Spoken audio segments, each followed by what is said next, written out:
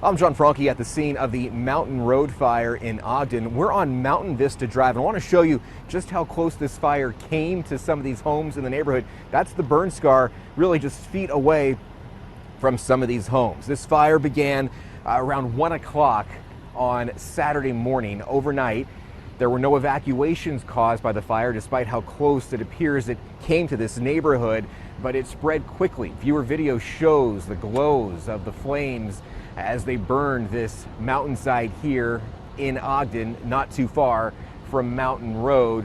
Right now, it appears that firefighters have this a good handle on this fire. We've seen some hot spots, and we've seen several crews there working to create more defensible space. We're told it's about 18.1 acres in size, and the cause appears to be human, although there still is not an exact cause of the fire. But officials with the Ogden Fire Department tell us that 2 persons of interest are being spoken to about this fire.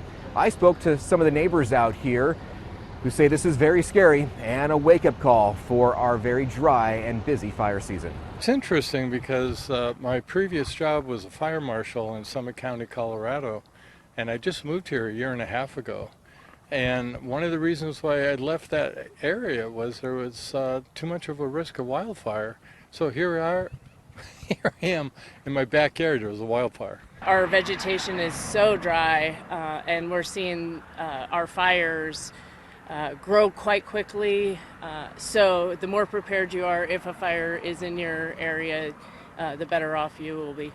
So again, a great reminder to make sure you create that defensible space around your homes. If you have dry vegetation before a fire like this breaks out, you want to be prepared before it's too late. Also, another great reminder to just be careful with these dry conditions that we're having. We have seen grass here that is very brown, very dry. It just crumbles in your hands when you touch it. It is fire season here in Utah, and we all need to work to be careful to make sure we don't create more problems like this.